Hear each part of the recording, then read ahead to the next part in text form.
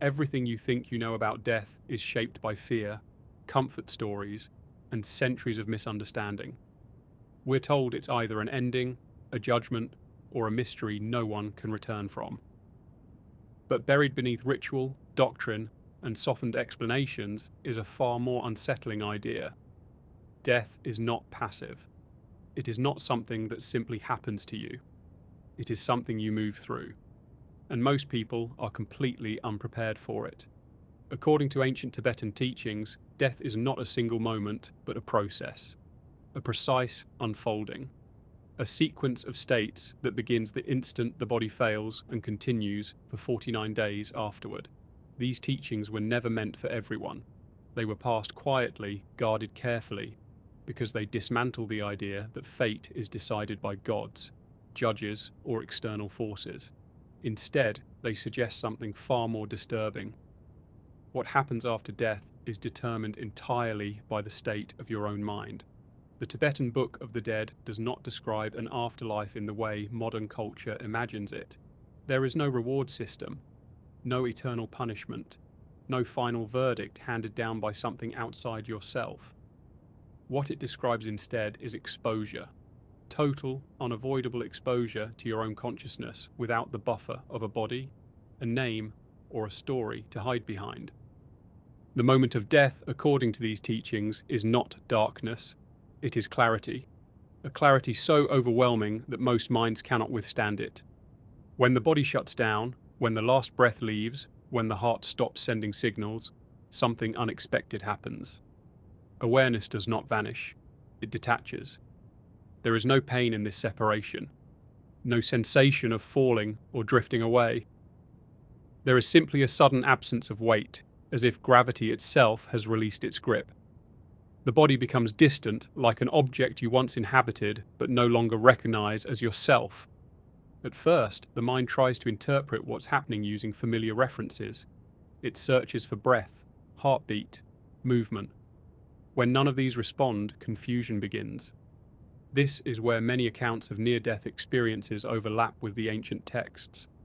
The sense of hovering, the feeling of watching from above, the strange calm mixed with disbelief. But in true death, there is no return to the body. There is no snapping back. The mind must continue forward without its usual anchor. Then comes the most important moment of the entire journey. A moment so brief and so decisive that everything afterward depends on whether it is recognized. The Tibetan texts describe a sudden, all-encompassing radiance. Not a light in the sense of brightness, but a presence. Infinite, boundaryless, and intimate. It does not appear in front of you. It does not surround you. It is you, revealed without distortion. This is called the clear light of reality. In this moment, there is no fear, no desire, no identity, no separation. If the mind does not interfere, if it does not recoil or attempt to label the experience, liberation happens instantly. There is no struggle, no effort. Awareness merges back into its source, and the cycle of birth and death ends permanently. But almost no one recognizes this moment, not because it is hidden, but because the human mind is conditioned to resist exactly this kind of dissolution. We spend our lives reinforcing the idea of me, my body, my memories, my fears, my unfinished business. So when the clear light arises, the instinct is not surrender, but retreat. The mind panics at the loss of boundaries. It reaches for something familiar to stabilize itself. And the moment it does, the light disappears. This is the first failure, the first missed exit. As soon as the mind pulls away, duality returns. Awareness collapses back into subject and object. There is a sense of being someone again, floating in an undefined space. Sounds begin to form. Not external sounds, but impressions, echoes, fragments of voices that feel known but cannot be placed. The mind is rebuilding a world because it doesn't know how to exist without one. This is where illusion begins. The teachings are explicit about this point. Everything experienced after the clear light is self-generated. Not metaphorically, literally. Thought becomes environment. Emotion becomes form. Belief becomes perception. There is no external reality here yet, only the mind encountering itself without filters. Most people do not realize they have died at this stage. They feel disoriented but not gone. They assume they are dreaming, unconscious, or in some transitional state. This assumption alone locks them into the next phase. Images begin to appear. Vague at first, shapes without solidity. Familiar outlines that flicker in and out. The mind is searching for reference points, and in doing so, it starts projecting them. Faces from memory, places from the past, symbols pulled from belief systems absorbed over a lifetime. Religious figures appear for those who believed in them. Loved ones appear for those deeply attached. Guides, angels, ancestors, or teachers manifest depending on expectation. These visions feel intensely real because the mind no longer has sensory input to contradict them. But the texts issue a warning here. None of these figures are external beings. They are not coming to save or judge. They are mental constructs shaped by conditioning and desire. The danger is not that they are malicious, but that they are convincing. This is where most souls become lost. Instead of remaining still, instead of observing without attachment, the mind engages. It follows, it reacts, it seeks reassurance, and by doing so, it solidifies the illusion. What was once a fleeting projection becomes an environment. What was once a thought becomes a path. This state is known as the Bardo, the interval between death and rebirth. It is not a place, it is a process, a dynamic, unstable condition where reality is continuously rewritten by the mind's movements. Time behaves differently here. There is no linear progression, no external clock. A moment of panic can stretch endlessly. A long sequence of visions can collapse into what feels like an instant. Yet the total duration of this process, according to the texts, is fixed. 49 days, 7 cycles of transformation. During the early phase of the Bardo, experience is relatively subtle. There is no suffering yet, no torment, only confusion and longing. The soul attempts to return to what it knows. It drifts toward familiar environments, trying to interact, trying to be seen. Some report standing beside loved ones, shouting without sound, reaching without touch. When there is no response, something begins to fracture. The realization dawns slowly, not as a sudden revelation, but as an accumulating absence. No reflection, no physical resistance, no acknowledgement. The mind starts to accept that the rules have changed, and with that acceptance comes fear. Fear is the catalyst. Once fear arises, the Bardo intensifies. Thoughts accelerate, images sharpen, emotional undercurrents gain force. The neutral space gives way to symbolic landscapes. Colours become vivid, forms take on intention, and the soul is pulled deeper into its own psychological terrain. This is why preparation matters so profoundly. Not preparation in the sense of belief or ritual, but preparation of awareness.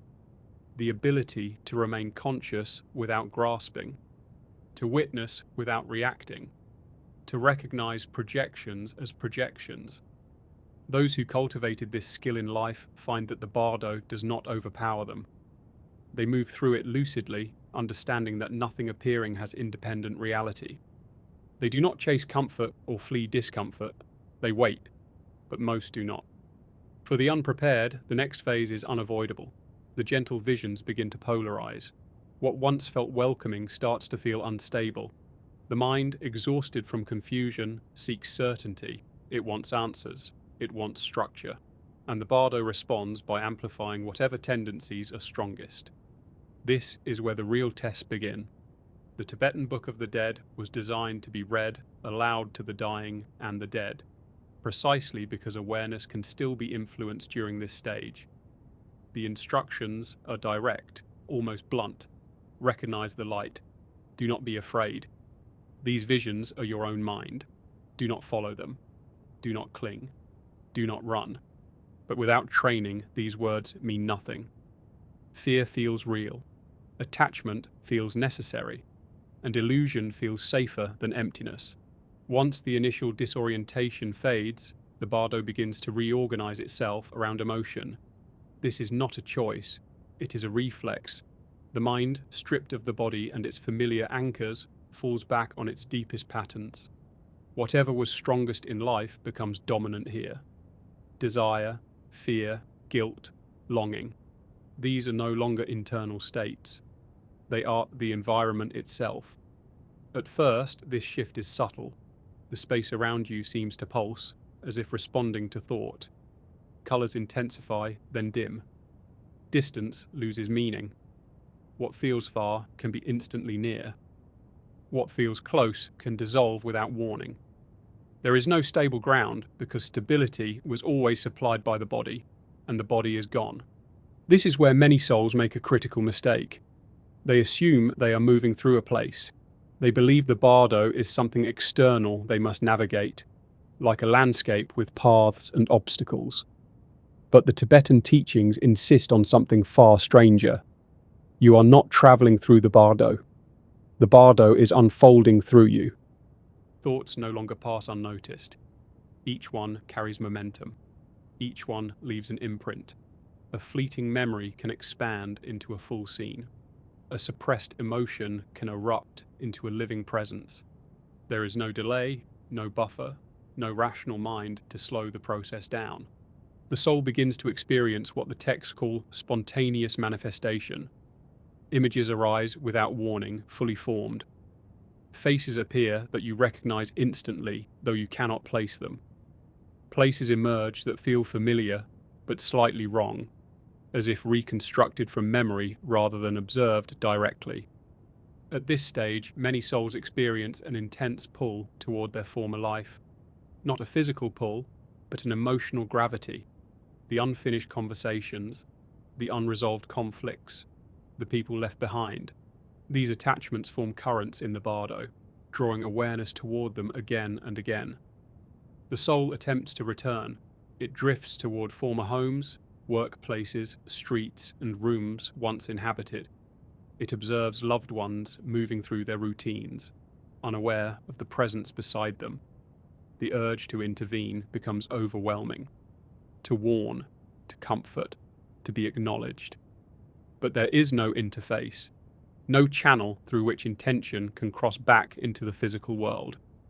This is often the moment when fear solidifies. The realization is not just that death has occurred, but that it is irreversible. There is no body to reclaim, no role to resume, no continuity of identity in the way the mind expects. The structures that once defined self have collapsed, and nothing stable has replaced them. For a brief time, the soul may attempt denial. It tells itself this must be temporary, a coma, a dream, a dissociative episode, but the longer it lingers, the clearer the pattern becomes. The world of the living moves on without interruption. The soul remains unseen, unheard, and untouched. This is when the Bardo responds. The environment begins to shift away from recognizable reality. Familiar scenes lose coherence. Walls ripple, faces distort. The sense of being in a shared world dissolves. In its place, symbolic imagery emerges. Abstract forms, archetypal figures. The mind, unable to process the absence of structure, begins to generate meaning on its own. According to the Tibetan texts, this is the onset of the visionary phase. Luminous forms begin to appear, beings composed of light, symmetry, and motion. They radiate an intense presence that feels intelligent and intentional. Their appearance triggers a deep emotional response, often interpreted as awe, relief, or reverence. For many, these figures resemble religious icons encountered in life. For others, they appear as enlightened teachers, ancestors, or cosmic entities. Their forms vary, but their function is the same. They represent the mind's attempt to externalize its highest ideals. The crucial detail, which the texts repeat again and again, is this. These beings are not external guides. They are reflections. manifestations of the mind's own potential for clarity and compassion. If the soul recognizes this, something extraordinary happens. Instead of relating to the vision as other, it dissolves into it. The boundary collapses. Awareness expands beyond form, and liberation becomes possible even at this late stage. But recognition requires a very specific quality of attention, one that is calm, stable, and unafraid of losing identity. Most souls do not have this. Instead, they approach the visions with hesitation. Doubt creeps in. Is this real? Is this safe? Should I trust this? That hesitation fractures the experience. The luminous forms flicker. Their clarity diminishes. The radiance begins to feel unstable, and then the polarity shifts. As uncertainty grows, the environment responds in kind. The light dims, the space contracts. The presence that once felt welcoming begins to feel overwhelming. Not hostile yet, but intense. Too intense to surrender to. The soul pulls back. This withdrawal marks a turning point. The visionary field reorganizes around fear instead of openness. The luminous beings do not vanish immediately. They distort. Their features elongate. Their symmetry breaks. What once inspired peace now inspires unease. This is not punishment. It is amplification. The Bardo magnifies whatever reaction the mind supplies. Calm leads to dissolution. Resistance leads to form. Fear leads to threat. As days pass in this state, the visions grow increasingly vivid and complex. The soul encounters elaborate scenes, populated by figures that seem to act with intention. Some appear to observe, others approach. Their movements are slow at first, deliberate, almost ceremonial. The text described this period as deceptive because it still carries a sense of meaning and purpose.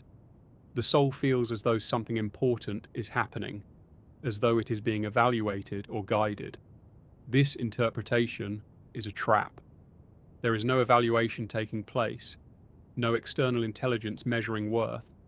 What feels like scrutiny is simply the mind observing itself without filters. This is where the seeds of terror are planted. Once the soul begins to believe it is being judged, the imagery adapts to that belief. The figures' expressions harden. Their presence feels heavier. The space grows denser, more enclosed. The sense of being watched turns into the sense of being pursued. The mind conditioned by a lifetime of moral narratives fills in the gaps.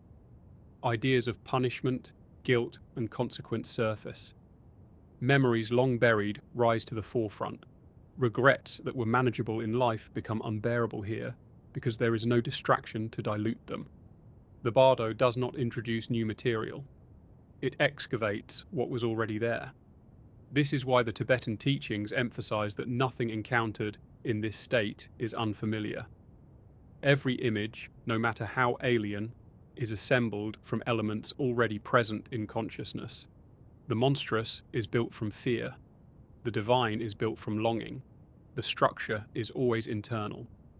By the end of this phase, the soul is no longer drifting. It is engaged, entangled in its own projections. The environment feels charged, unstable, and increasingly intense. The sense of neutrality that marked the early Bardo has vanished. One moment, the Bardo feels unstable but symbolic, like a dream that changes when questioned. The next, it hardens. The atmosphere thickens. Movement feels restricted, as if awareness itself has weight. This is when the soul realizes something fundamental has changed. The environment no longer responds gently to thought. It reacts. This is the beginning of what the Tibetan texts call the manifestation of wrathful forms, and despite centuries of misunderstanding, these are not punishers, demons, or external forces of judgment. They are something far more intimate and far more dangerous. They are the unfiltered contents of the mind, stripped of narrative and restraint. The first signs are auditory, low vibrations, distant roars, sounds that do not come from a single direction, but seem to emerge from the space itself. They are not heard with ears, but registered directly by awareness, carrying emotional force rather than meaning. The effect is immediate, a surge of panic. the sense that something is approaching. Then the forms appear. They are vast, towering, overwhelming in scale and detail. Their bodies are asymmetrical, exaggerated, composed of features that defy natural anatomy. Multiple faces, endless eyes, limbs that bend at impossible angles. Their expressions are frozen in rage, hunger, or ecstatic fury. To the unprepared mind, they are indistinguishable from external threats. The instinctive reaction is terror. Not fear as a concept, but fear as a total physiological response. Even without a body, awareness contracts. Thoughts scatter. The soul tries to flee, but there is nowhere to go. Movement does not create distance here. Running only deepens the encounter. This is where nearly every soul fails. The Tibetan Book of the Dead is brutally clear on this point. These beings are not enemies. They do not attack unless the soul believes it is under attack. Their aggression is reactive, not intentional. They mirror the fear projected onto them, growing more violent as resistance increases. But this is almost impossible to understand in the moment. The soul sees teeth, claws, weapons. It hears accusations, screams, commands. It feels hunted. The narrative assembles itself instantly. I am being punished. I am in danger. I must escape. That belief is enough to lock the experience into place. The wrathful visions intensify. They surge forward, filling the field of awareness. The environment becomes chaotic, saturated with movement and sound. The soul feels surrounded, cornered, overwhelmed, and yet nothing is actually happening. There is no physical harm, no injury, no pain in the human sense. What exists is identification. Total, immersive identification with fear. The texts emphasize this again and again. The moment the soul stops resisting, the moment it recognizes these forms as projections, they dissolve completely, instantly, without residue. But recognition requires a level of clarity that most minds do not possess, especially when confronted with overwhelming imagery. This is why life matters so much. The way you respond to fear now is the way you will respond here. The habits you built while alive do not disappear at death. They are amplified. If fear ruled your decisions, fear will rule your afterlife. If avoidance was your strategy, avoidance will trap you here. The wrathful forms are not random. Each one corresponds to unresolved material. Guilt takes shape as accusation. Suppressed anger appears as violence. Shame becomes exposure. The mind externalizes what it could not face internally. This phase can last days or weeks. Time has no stable meaning, but progression does occur. The longer the soul remains reactive, the more elaborate and convincing the visions become. Some souls attempt negotiation. They plead, they bargain, they promise change. This too is a form of engagement, and it strengthens the illusion. Others freeze, hoping endurance will bring relief. It does not. The only escape is understanding. A few rare souls do reach this realization. Exhausted by terror, they stop running. They stop resisting. They observe. In that stillness, something remarkable happens. The monstrous forms hesitate. Their movements slow. Their outlines blur. Without fear to feed on, they lose coherence. What once seemed solid begins to flicker like smoke. And then they vanish. For those who manage this, the Bardo opens again. The density lifts, space expands. Awareness regains fluidity. Liberation is still possible at this stage, but most never reach this point. For the majority, fear never fully releases. Even brief moments of clarity are overwhelmed by reflexive panic. And with each cycle of reaction, the mind reinforces a deeper pattern. This leads to the next transition. As the wrathful visions exhaust their intensity, they do not simply disappear. They collapse inward. The external threat dissolves, but the emotional charge remains. What follows is quieter, but far more penetrating. The Great Mirror. There is no warning when it begins, no announcement. One moment, the environment feels empty, neutral. The next, awareness is pulled inward with unstoppable force. This is not memory, it is reliving. Every moment of the previous life unfolds again, but without distance or interpretation. You are not watching your past, you're inside it. Each action is re-experienced from multiple perspectives, not sequentially, but holistically. Cause and effect collapse into a single field of sensation. Every choice you made reverberates outward, and you feel its full impact. If you cause pain, you feel it exactly as it was felt. If you brought comfort, you feel that too. There is no hierarchy, no emphasis on what society labelled as important. Small moments carry as much weight as major events.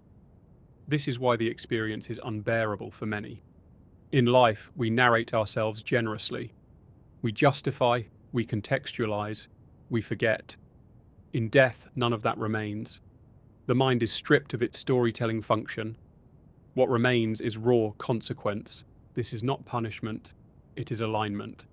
The soul is aligning with the truth of what it has done, without distortion. Some experience this phase as luminous, a cascade of warmth and expansion. These are individuals whose lives were lived with integrity, presence, and care. Their review reinforces clarity rather than guilt. But for others, the mirror is crushing. The accumulated weight of avoidance, harm, and self-deception becomes impossible to escape. The soul attempts to look away, but there is no direction to turn. The review is not presented externally. It is the structure of awareness itself. This phase conditions the soul for what comes next. By the time the life review concludes, awareness is no longer neutral. It has been saturated with emotion, regret, longing, attachment, relief, pride, sorrow. Whatever dominates becomes the gravitational force that determines the next movement. This is where karma operates, not as a moral system, but as momentum. The soul does not choose its next state through conscious decision. It is drawn, pulled by unresolved energy. The stronger the attachment or aversion, the stronger the pull. This is why the texts insist that rebirth is not imposed. It is entered unconsciously. As the review fades, new imagery begins to form. Softer than the wrathful visions, more familiar, more seductive. Scenes of intimacy, of warmth, of belonging. Faces that evoke longing. Environments that promise relief from intensity. These are not rewards. They are exits, but not exits from the cycle. Exits into it. The soul feels an overwhelming urge to move towards these visions, to merge with them, to rest, to begin again. This urge is almost irresistible, especially after the exhaustion of confrontation. This is the final danger. Because the moment the soul grasps, the moment it identifies with a desire for continuation, the process accelerates. Awareness contracts, memory fades. The environment collapses into a narrow channel. Rebirth occurs without fanfare, not as a decision, but as a consequence. By the time the soul reaches this stage, exhaustion has set in. Not physical exhaustion, but something deeper. Awareness has been stretched, overwhelmed, compressed, and expanded again. The intensity of the wrathful visions, followed by the total exposure of the life review, leaves the mind vulnerable. It wants relief. It wants rest. And the Bardo responds precisely to that desire. This is the most deceptive phase of all. The environment softens. The chaotic imagery recedes. The overwhelming presence of confrontation dissolves into something quieter, warmer, almost familiar. After everything the soul has endured, this feels like mercy, like rescue. It is not. The Tibetan teachings warn that when the Bardo becomes gentle again, the danger is at its highest. Fear no longer dominates. Terror no longer drives reaction. Instead, attachment takes over. And attachment is far more difficult to recognize than fear. Images begin to form that feel deeply personal. Not archetypal or symbolic in the obvious sense, but intimate, specific. Faces of loved ones appear with startling clarity. The expressions are subtle, precise, a smile remembered perfectly, a look of concern that once mattered deeply. Voices emerge not as echoes, but as direct address. They call you, not with words alone, but with emotion, longing, recognition, a sense of belonging that cuts through everything else. The soul feels seen again, acknowledged after a long period of isolation. This recognition is intoxicating. Alongside these figures, environments appear that radiate comfort, rooms filled with warm light, landscapes associated with safety and nostalgia. The sense of being home returns, even though the concept of home no longer has a physical basis. The pull is immediate and powerful. The soul does not analyze these visions. It does not question their origin. After weeks of instability, they feel like an answer, a solution, a way out of the uncertainty. This is exactly why they are so effective. According to the Tibetan texts, these visions are not communications from others. They are not invitations from external realms. They are the mind's final attempt to stabilize itself by returning to form. The mechanism is simple. Awareness, overwhelmed by exposure, seeks contraction. It wants something smaller, something defined, something it can inhabit. The visions provide that. What the soul does not realize is that these images are already shaping the next incarnation. The emotional resonance of these scenes determines the trajectory. The faces that evoke longing align with genetic memory. The environments that feel comforting align with cultural and psychological patterns. The process has already begun. The soul is not being dragged, it is leaning forward. This is why the Book of the Dead emphasizes one instruction above all others during this phase. Do not cling. Do not follow. Do not engage. But without awareness, clinging feels like relief, not danger. The moment the soul identifies with a vision, the narrowing accelerates. The expansive awareness of the Bardo collapses into a single thread of experience. Memory begins to blur, not all at once, but in waves. First, the understanding of the Bardo fades, then the memory of the life review, then even the recognition of death itself dissolves. The soul experiences this as falling asleep. A deep, irresistible unconsciousness overtakes awareness. There is no fear here, no struggle, only surrender. And in that surrender, the cycle closes. This is rebirth. It does not happen with ceremony or announcement. There is no clear boundary where one existence ends and another begins. Consciousness simply contracts into a new frame, a developing nervous system, a new set of limitations, a new identity. The choice has been made, though the soul will never remember making it. This is why most people believe they have no control over their fate. The decision happens in a state of forgetfulness, guided by forces they never learn to recognize. But for a small number of souls, this phase unfolds differently. Those who cultivated awareness in life notice the shift immediately. They feel the change in texture, the subtle narrowing of attention, the emotional seduction embedded in the visions. They do not reject the images with force. That would be another form of engagement. Instead, they remain still, observant, detached, but not resistant. They see the faces without moving toward them. They feel the longing without acting on it. They allow the comfort to arise and pass without grasping. This requires an extraordinary level of stability. Without attachment, the visions lose coherence. They flicker, the emotional charge weakens, the pull softens, and then something unexpected happens. The environment opens again. The sense of contraction reverses.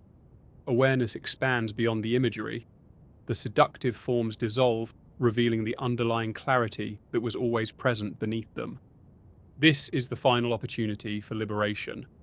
There is no dramatic revelation here. No burst of light like the clear light at the moment of death. Instead, there is a quiet recognition, a knowing that nothing appearing needs to be followed, that nothing needs to be escaped, that awareness itself is sufficient. When this recognition stabilizes, the karmic momentum dissipates. The forces that were drawing consciousness into form lose their grip. The cycle of rebirth releases. This is what the Tibetan masters referred to as liberation through recognition. It is not an achievement. It is not a reward. It is the natural result of seeing clearly. But this stage is brief. For most souls, the window closes quickly. The pull becomes too strong, the comfort too convincing, the unconsciousness too deep. The process completes itself, and the opportunity is gone. The Bardo ends not with judgment, but with habit. This is the most unsettling aspect of the teaching. There is no cosmic fairness ensuring everyone gets another chance.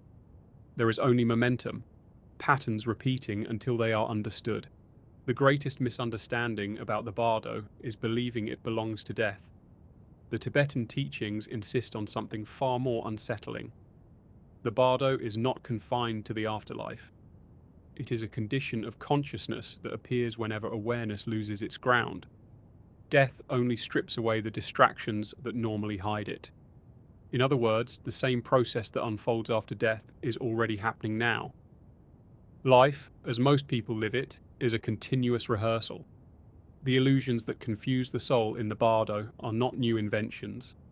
They are the same illusions that dominate waking life, only slowed down, softened, and socially reinforced.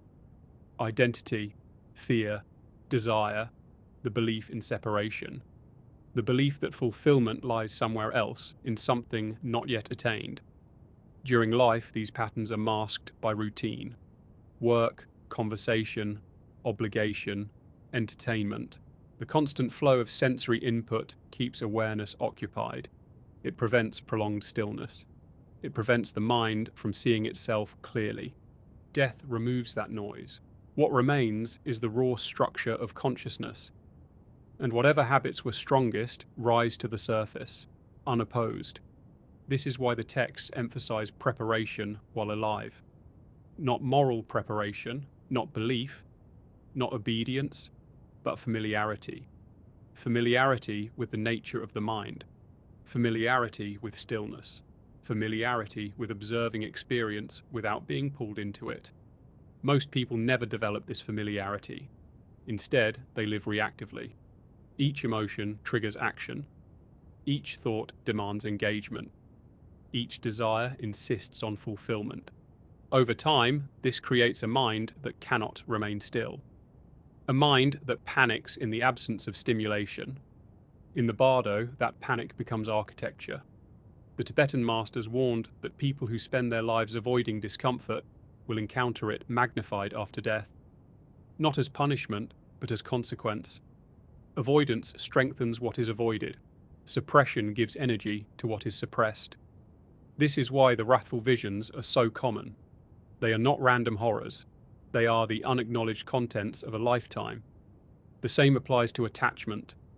People who build their identity around relationships, possessions, or status experience intense pull during the final phase. Not because these things were wrong, but because the mind never learned to hold them lightly. The Bardo exposes this imbalance.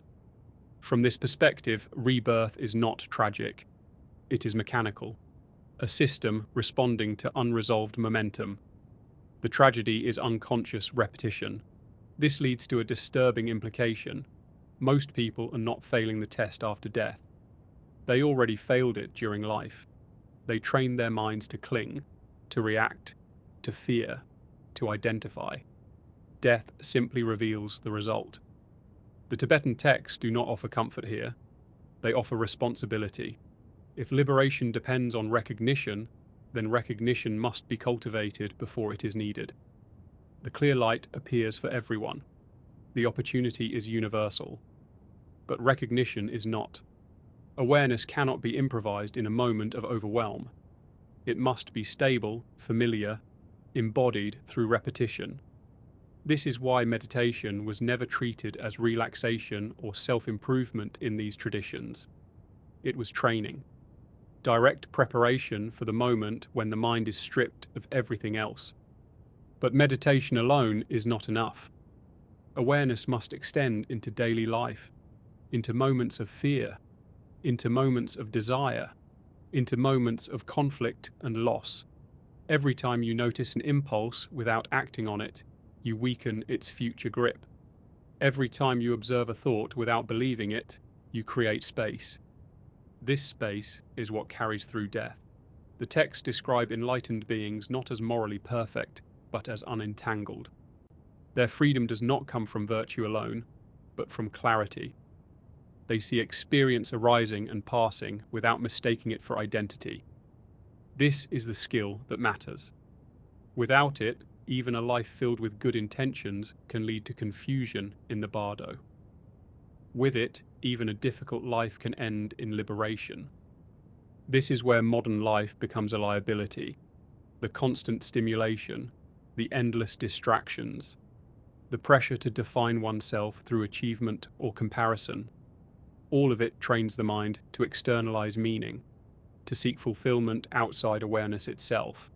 In the Bardo, this habit becomes catastrophic. There is nothing external to grasp, no validation, no distraction.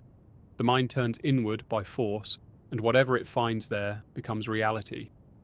This explains why the teachings were considered dangerous. If people understood that death reflects the mind rather than judging it, fear-based control systems would lose their power. The promise of reward and threat of punishment would no longer function. Responsibility would shift inward. A person who understands this becomes difficult to manipulate. They are less driven by fear of loss, less seduced by promises of future salvation, more focused on the quality of awareness now. This is why the knowledge was restricted, not because it was false, but because it was destabilizing.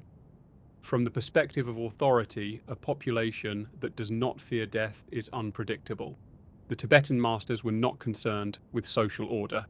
They were concerned with liberation, and liberation begins with a simple but radical shift, seeing life itself as a training ground. Every irritation is a lesson. Every craving is information. Every moment of fear reveals where attachment still hides. Nothing is wasted. Even suffering becomes useful when it is observed rather than resisted. This is not a call to withdraw from life. It is a call to engage with it differently, to participate without clinging, to care without possession, to act without building identity around outcomes. This balance is rare, which is why liberation is rare. Most people oscillate between indulgence and suppression, between distraction and overwhelm. The middle path of awareness is subtle and requires patience. If awareness is the key, then ignorance is the lock. And ignorance, according to these teachings, is not accidental. It is cultivated. Once you understand that death does not erase conditioning but amplifies it, a disturbing pattern becomes visible. Nearly everything about modern life trains the mind in the exact opposite direction required for liberation. Attention is fragmented. Silence is avoided. Stillness is framed as boredom or inefficiency. The mind is kept moving so it never turns inward long enough to recognize itself. From this perspective, the real danger is not death. It is distraction. The Tibetan masters understood that a distracted mind cannot recognize the clear light. It cannot remain still in the presence of fear. It cannot resist the pull of comforting illusions. A distracted mind reacts automatically, and reaction is what seals the cycle. This is why the teachings emphasize something that sounds almost trivial, but is anything but: learning to remain present without needing anything to happen. Most people cannot do this for even a few minutes. Sit in silence, and the mind immediately looks for escape. A thought, a memory, an itch, an urge to check something, to do something. This restlessness is not harmless. It is the same restlessness that drives the soul toward rebirth. In the Bardo, there is nothing to check, nothing to consume, nothing to distract. The mind is forced to face itself, and for many, that confrontation is unbearable. So it reaches for illusion. In life, illusion takes the form of identity. Career, status, relationships, beliefs. These are not inherently wrong, but they become traps when the mind confuses them for what it is. The more tightly identity is held, the more violently it dissolves at death. This is why the first reaction after the clear light is panic. The mind senses its own erasure and recoils. Everything that follows is an attempt to reconstruct what was lost. This leads to an uncomfortable truth. Most people are not living. They are rehearsing escape. Escape from discomfort. Escape from uncertainty. Escape from the quiet, knowing that nothing they build will last. This constant avoidance weakens the mind's ability to remain with reality as it is. And reality in death is unfiltered. The Tibetan texts describe ignorance not as lack of information, but as misrecognition, mistaking what arises in awareness for something solid and separate. This mistake is reinforced every day. You are taught to say, "I am angry," not "anger is arising." "I am afraid," not "fear is present." Language itself fuses identity with experience. In the Bardo, this fusion becomes dangerous. When fear arises there, the soul does not say, "Fear is happening." It says, "I am in danger," and the environment reshapes itself accordingly. This is how illusion becomes self-sustaining. The teachings insist that the only protection against this is direct familiarity with awareness itself, not as a concept, but as lived experience, knowing what it feels like to remain present while emotions arise and dissolve. This is why practices like meditation, contemplation, and self-inquiry appear across cultures, not as spiritual decorations, but as survival training. The goal is not to eliminate thoughts or emotions. That is impossible. The goal is to stop being owned by them. When you can watch fear without becoming fear, its power diminishes. When you can feel desire without obeying it, it loosens its grip. These small shifts accumulate. Over time, the mind learns something crucial. It does not need to react. This lesson carries through death. A mind trained in non-reactivity recognizes the wrathful visions immediately. It sees intensity without assigning threat. It experiences longing without moving toward it. It allows images to arise and pass without identification. For such a mind, the Bardo is not hostile, it is transparent. But this level of training is rare because it offers no immediate reward. It does not promise happiness, success, or validation. It promises clarity, which is unsettling to systems built on desire and fear. This is where suppression enters. Throughout history, teachings that emphasized inner responsibility over external authority were minimized, altered, or hidden, not necessarily through conspiracy, but through incompatibility. A culture organized around control cannot easily integrate ideas that dissolve fear-based obedience. If salvation comes from awareness rather than authority, intermediaries lose relevance.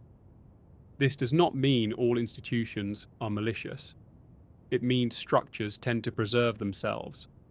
Knowledge that threatens their foundation is often softened, symbolized, or reframed until it loses its disruptive power. The unsettling implication is this: most people will never escape the cycle, not because escape is impossible, but because they never train for it. They assume death will be different, kinder, more forgiving. They assume awareness will arise automatically. It will not. Death removes supports. It does not add abilities. This is why the idea of waking up appears repeatedly in these teachings. Awakening is not a metaphor. It is literal. Either awareness is present or it is not. Either illusion is recognized or it is followed. There is no middle ground in the Bardo.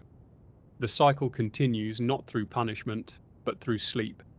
And this leads to a final, deeply unsettling realization.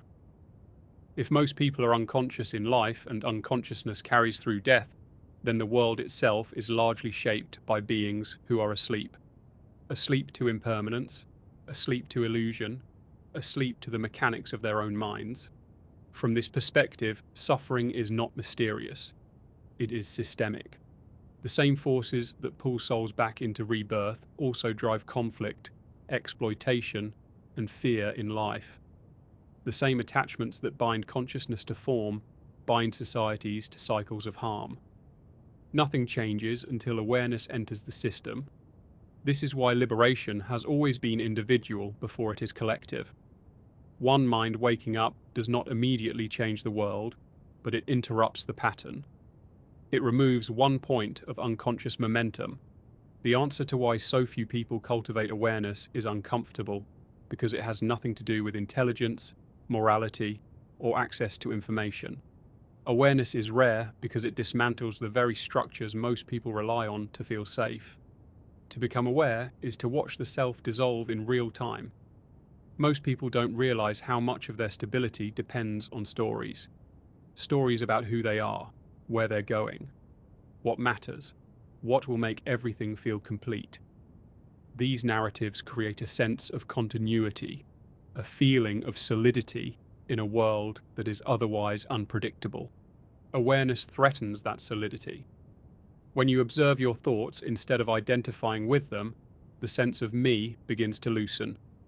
When you watch emotions arise and pass without reacting, the illusion of control weakens. When you sit with uncertainty without reaching for distraction, the future stops functioning as a guarantee. For many, this feels like psychological death, and the mind will do almost anything to avoid it. This is why spiritual awakening is often delayed, diluted, or rebranded as self-improvement. Awareness without teeth is safe. Awareness that promises happiness, abundance, or comfort fits neatly into existing desires. But awareness that reveals impermanence, emptiness, and non-ownership is destabilizing. The Tibetan masters were not offering comfort. They were offering exit. The exit requires letting go of the belief that fulfillment will arrive later, after something changes. It requires seeing that the sense of lack driving most human behavior is constructed, not inherent. In the Bardo, this lack becomes unbearable. The mind searches desperately for something to complete itself, to anchor itself, and because it cannot tolerate openness, it chooses contraction. This is why rebirth feels like relief.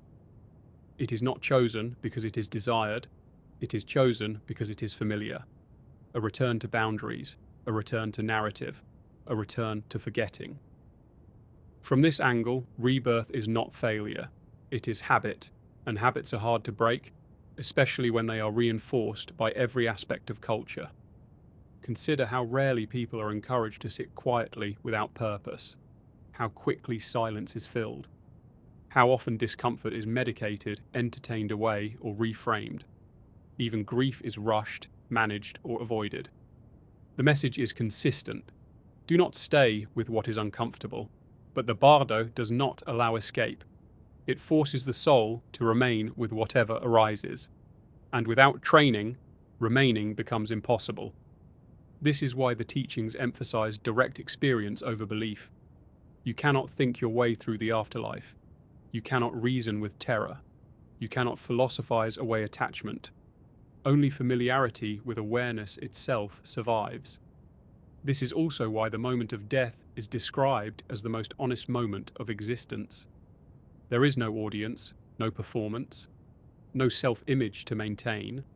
What you are is revealed without negotiation. For some, this is terrifying. For others, it is freedom. The difference is not morality, it is intimacy with the present moment. People often assume enlightenment is something added, a special state achieved through effort. The Tibetan perspective is almost the opposite. Enlightenment is what remains when nothing is added, when nothing is clung to, when nothing is avoided. This is why the clear light is described as immediate and effortless. It does not need to be created, it only needs to be recognized. The tragedy is that recognition is obscured by habit. The mind trained in constant doing cannot stop doing long enough to notice being.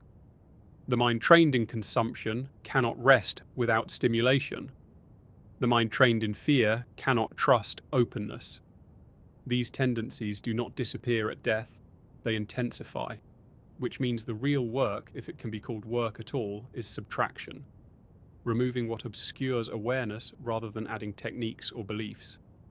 This is subtle, unmarketable, difficult to systematize, and therefore rare. The teachings suggest that most souls will repeat the cycle many times, not because progress is impossible, but because interruption is difficult. Each life reinforces the same patterns unless something changes. What changes is not circumstance, it is attention. A single moment of genuine awareness has more impact than a lifetime of belief, because awareness rewires the relationship to experience. It introduces choice where there was none. This is why the texts insist that liberation can occur in an instant, at death, in the Bardo, or in life. The timing is not the point. Recognition is. If you can recognize illusion while alive, you are no longer at its mercy when you die.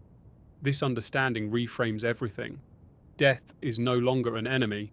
It is not a threat or an escape. It is a mirror, one that reflects exactly what has been cultivated. From this perspective, fear of death is misplaced. What is worth fearing is unconsciousness. Living without awareness is a kind of slow disappearance. Days blur, years pass unnoticed. Life becomes a sequence of reactions rather than a lived experience. Death does not interrupt this pattern, it completes it. This is why the most radical act is not preparing for death, but waking up in life, feeling fully, seeing clearly, noticing how often the mind tries to escape the present moment. Every escape strengthens the cycle. Every moment of presence weakens it. This does not require renunciation or isolation. It requires honesty, noticing how often you seek relief rather than truth, how often you trade awareness for comfort. Staying is the final discipline, not staying in a place or a role or a belief, but staying with experience as it unfolds, without retreating into explanation or escape. This is the simplest instruction in the entire tradition, and the one most consistently avoided, because staying removes the last refuge. By the time the Bardo reaches its final phase, there is nowhere else to go. No external world to negotiate with. No future to plan for. No identity left to protect. Only experience arising and dissolving moment by moment. This is what awareness was training for all along. The teachings describe this phase not as a judgment, but as a narrowing. Possibility collapses around habit. Whatever the mind learned to do most easily becomes automatic. Whatever it avoided becomes unavoidable. For the untrained mind, this narrowing feels like imprisonment. For the trained mind, it feels like release. This difference has nothing to do with belief. It has everything to do with familiarity. A mind that has spent years observing its own movements recognizes the process immediately. It does not panic when forms appear or dissolve. It does not mistake intensity for danger.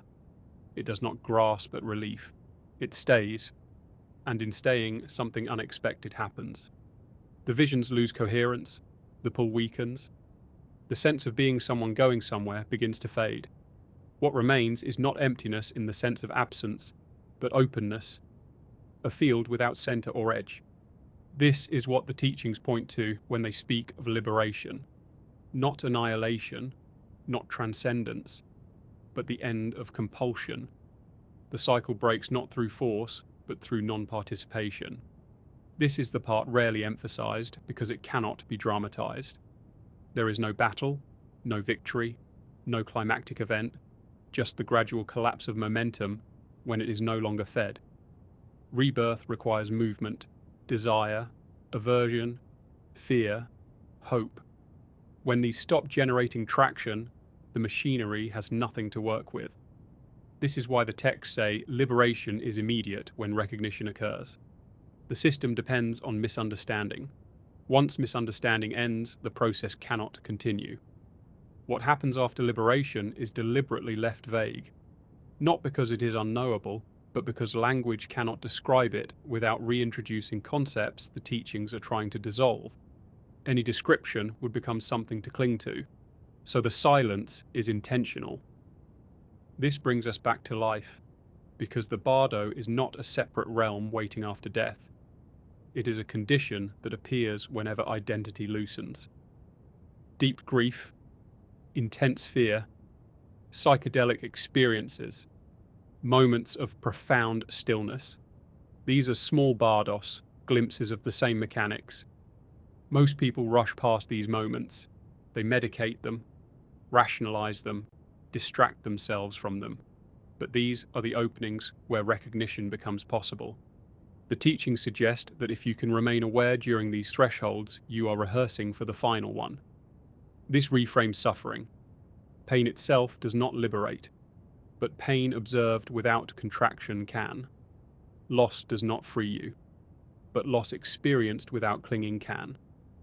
Nothing needs to be added to life for this to happen. Only attention needs to stop running. This is why the final instruction is so understated. Do not follow, do not resist, do not distract, do not collapse, stay. The simplicity of this instruction hides its difficulty. Staying means allowing fear without becoming fear, allowing desire without pursuing it, allowing uncertainty without demanding resolution. It means letting go of the fantasy that something else will complete the moment. This is the habit most deeply ingrained, and this is why liberation is rare. But rare does not mean inaccessible. The opportunity appears constantly, in every moment where you notice the urge to escape, in every moment where discomfort arises and you choose to remain present, in every moment where awareness recognizes itself without commentary. These moments are not dramatic. They do not announce themselves. They are quiet, and they accumulate. The teachings insist that nothing is lost. Every moment of awareness carries forward. Even if liberation does not occur in this life, the momentum shifts. The patterns weaken. The pull lessens. But if awareness stabilizes, if recognition becomes familiar, the final transition is no longer feared. Death becomes another moment, not a special one, not a final one, just another arising and dissolving within awareness. This is the ending the texts imply without stating outright. Not heaven, not nothingness, but freedom from being pushed.